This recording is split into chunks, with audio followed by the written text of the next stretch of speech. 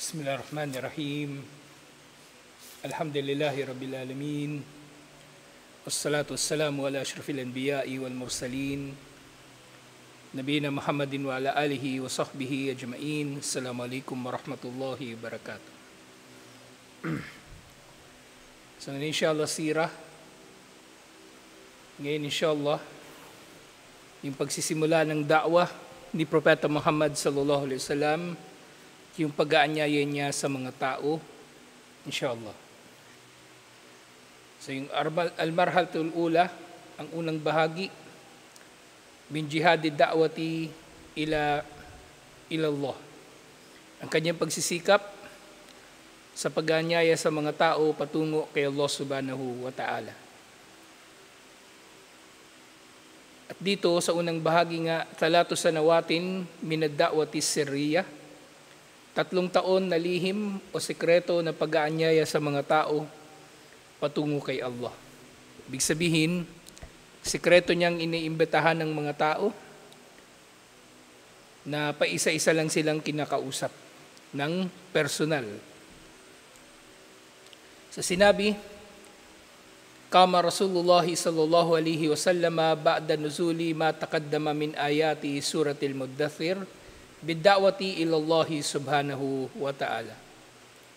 Na matapos daw na maibaba o may pahayag ang mga ayah ng suratul Muddathir, si Propeta Muhammad sallallahu alaihi wasallam ay nag-anyaya na patungo kay Allah subhanahu wa ta'ala.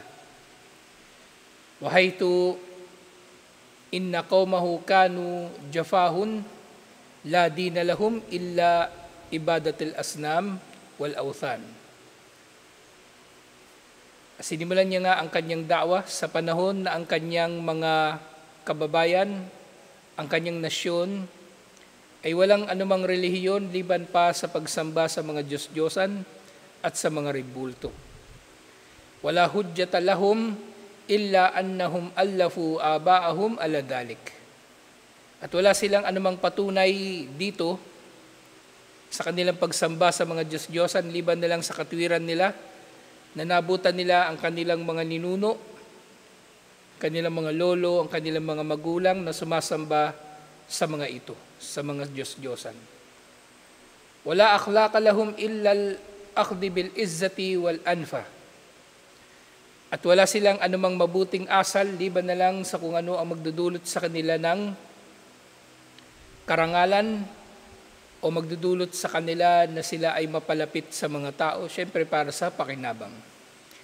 La sabila lahum fi halil masyakil illa safe.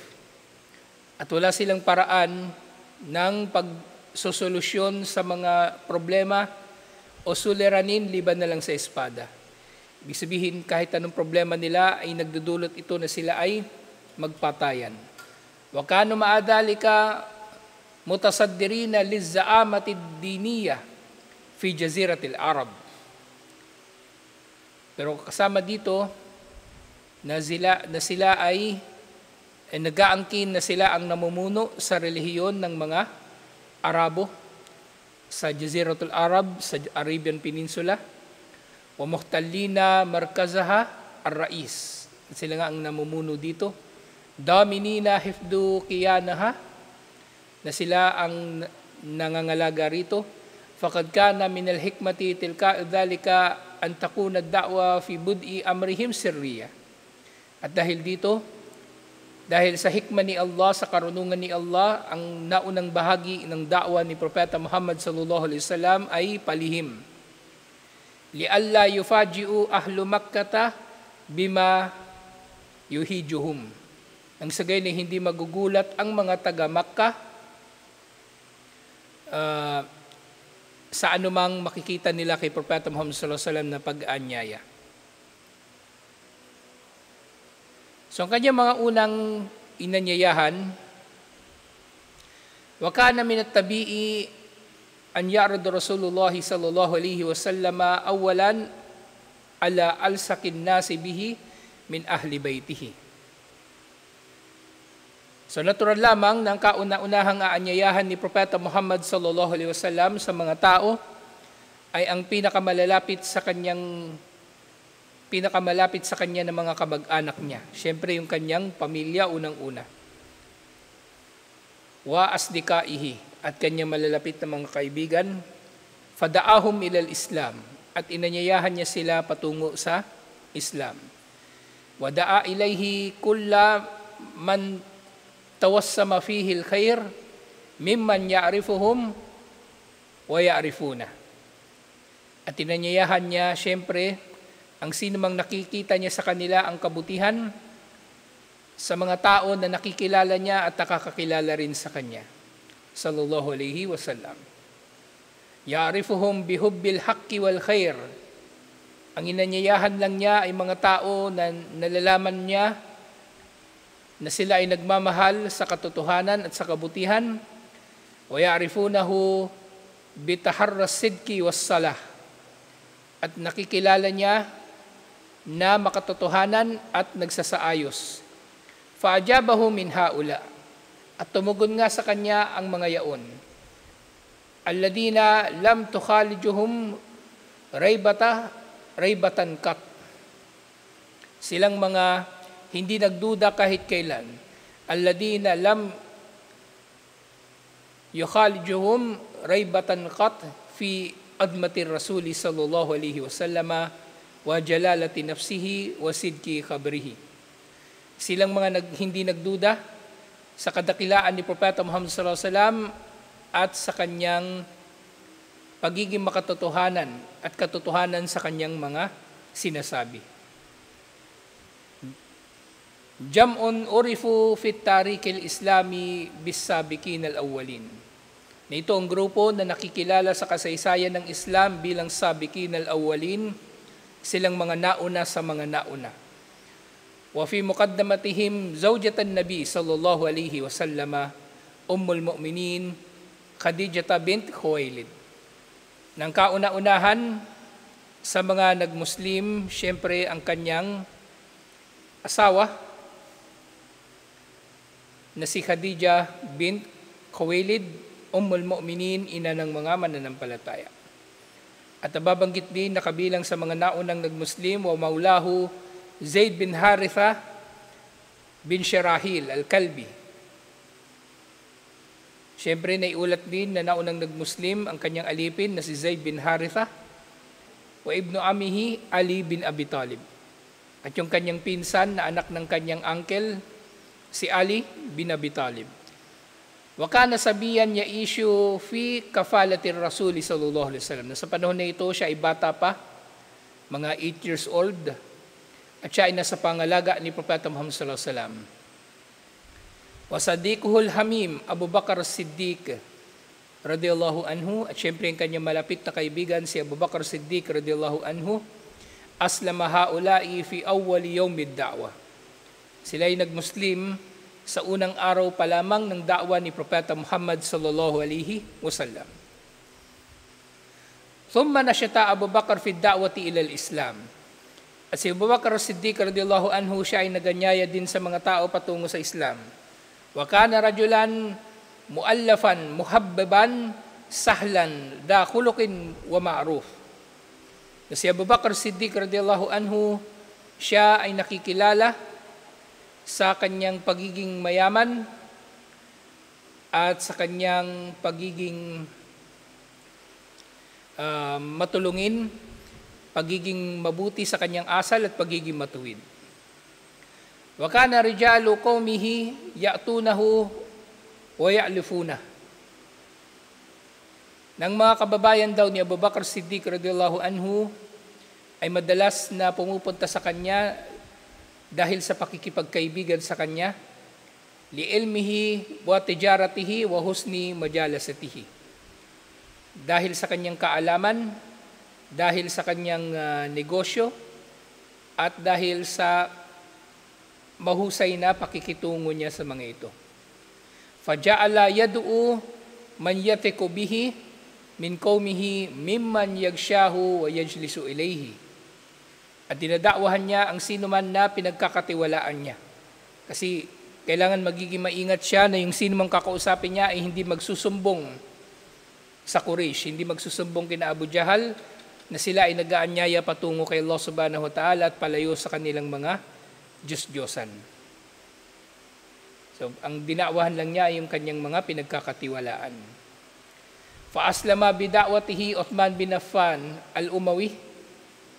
At sa pamagitan ng da'wa ni Abu Bakr Siddiq radhiyallahu anhu, ang pinakakilala ng mga nagmuslim sa pamagitan niya ay si Uthman bin Affan radhiyallahu anhu, was Zubair bin al-Awwam al-Asadi, si Zubair bin al-Awwam, Abdurrahman bin Auf, na naging tagapayo sa mga khalifa, wa Sa'ad bin Abi Waqqas az-Zahrian, si Sa'ad bin Abi Waqqas, na tito ni Propeta Muhammad sallallahu alaihi wasallam sa kanyang ina, pinsan ng nanay ni Propeta Muhammad sallallahu alaihi wasallam si Sa'ad bin Abi Waqqas, wa Talha bin Ubaidillah at-Tamimi, si Talha bin Ubaidillah. Fakana haula an-nafar ath-thamaniya alladhina sabaqun nas humur ra'ilul awwal wa taliatul Islam.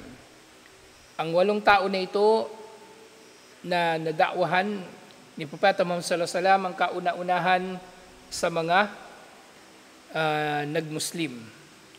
Kauna-unahan sa mga nagmuslim at kauna-unahan sa relihiyon na ito na sumibol sa Jaziratul Arab.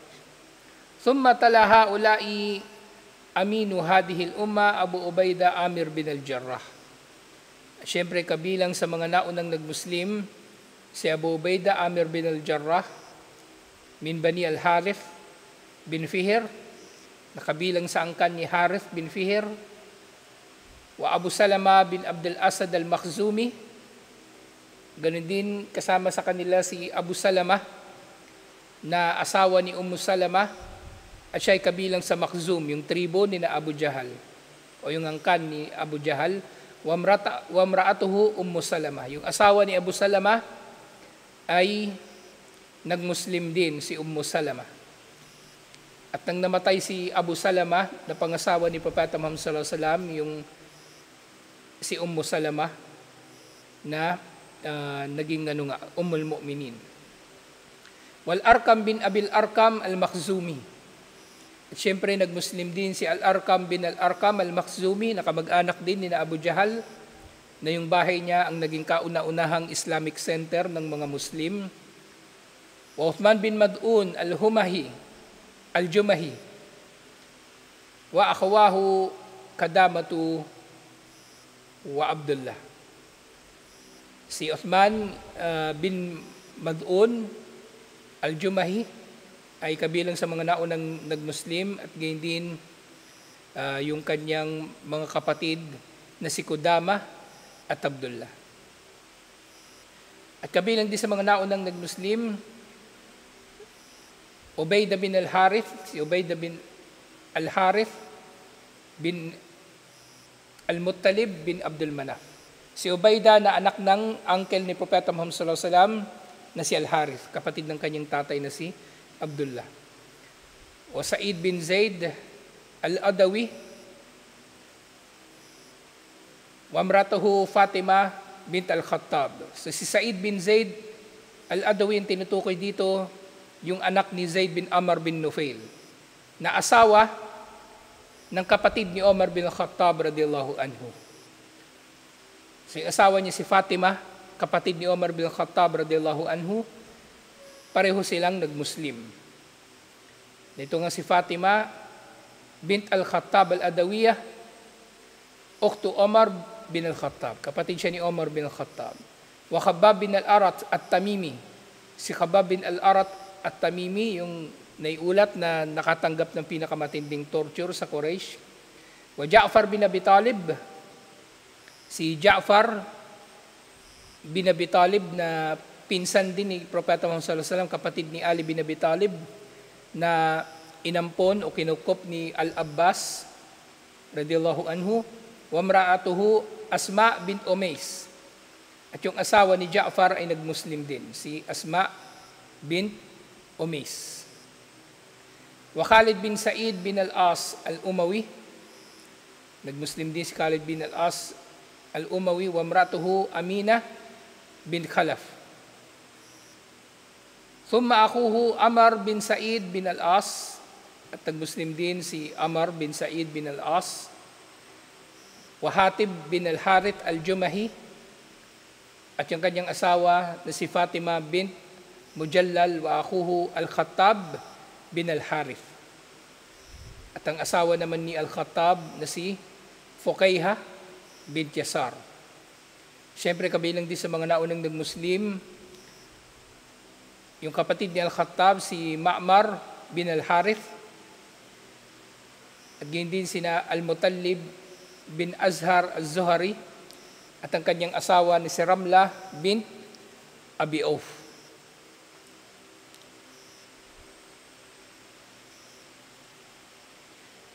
Ngayon din nababanggit sina Nuaim bin Abdullah bin An-Najam al-Adawi, na kamag-anak ni Umar bin Khattab radiyallahu anhu, wa haula'i kulluhum Qurayshiyun min butuni afkhadi shatta min Quraysh. Sila ang kabilang sa mga naunang mga nag-Muslim na mula sa angkan ng Quraysh. Siyempre kabilang na rin dito yung ilang mga alipin pa, sina Bilal bin Rabah at sina Ammar bin Yasir at yung pamilya niya at iba pa. Wa min as-sabiqin al-awwalina ila al-islami min ghairi Quraysh. So kabilang naman sa mga hindi kabilang sa Quraysh, yung bukod kina Bilal, sina Abdullah bin Mas'ud al-Hudali, Abdullah bin Mas'ud al-Hudali, si Mas'ud bin Rabi'ah al-Qari,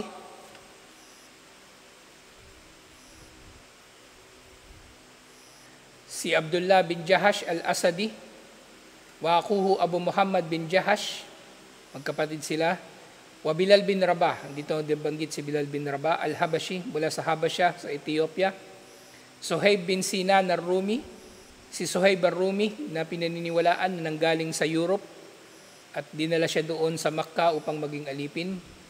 At nga si Ammar bin Yasir al-Anasi, si Ammar bin Yasir Arabo sila pero siya ay alipin. Wa abuhu Yasir wa ummuhu Sumayya, yung tatay ni Ammar na si Yasir at yung nanay niya na si Sumayya.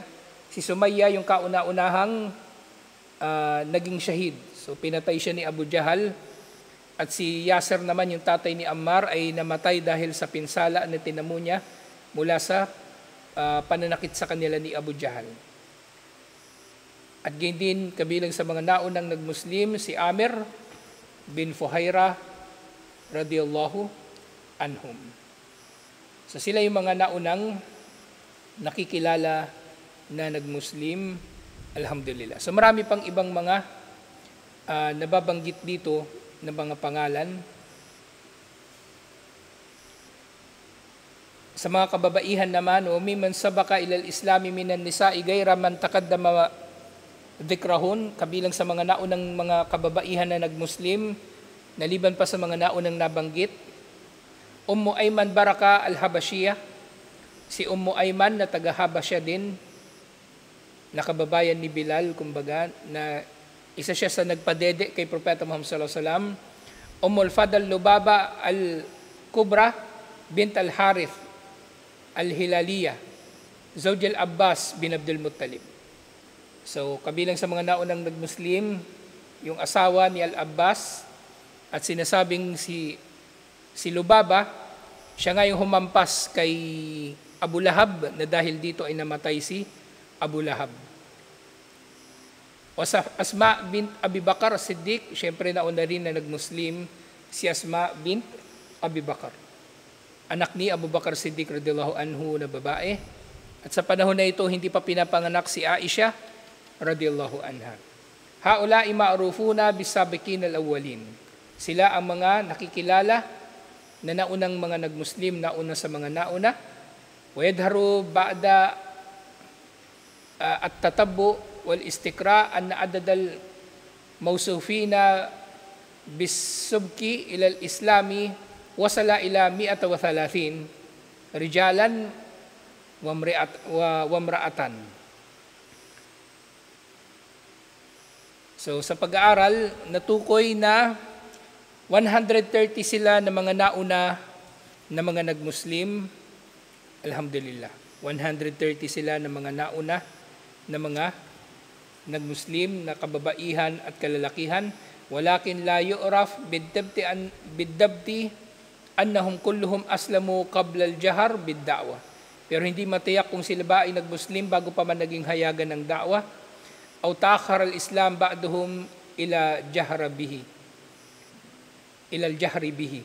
O kaya sila ba ay nagmuslim pagkatapos na naging hayagang da'wa ni Propeta Muhammad sallallahu alaihi wasallam, pero ang mahalaga sila ang naunang mga nagmuslim, alhamdulillah. So ito yung mga tala ng naunang bahagi ng da'wa ni Propeta Muhammad sallallahu alaihi wasallam. At susunod na tatalakay natin inshallah ang mga gawaing pagsamba ng mga Muslim sa mga unang bahagi ng pagiging propeta ni Propeta Muhammad sallallahu alaihi wasallam, lalo na ang kanilang sala, inshallah. So hanggang dito na lang. Assalamualaikum warahmatullahi wabarakatuh.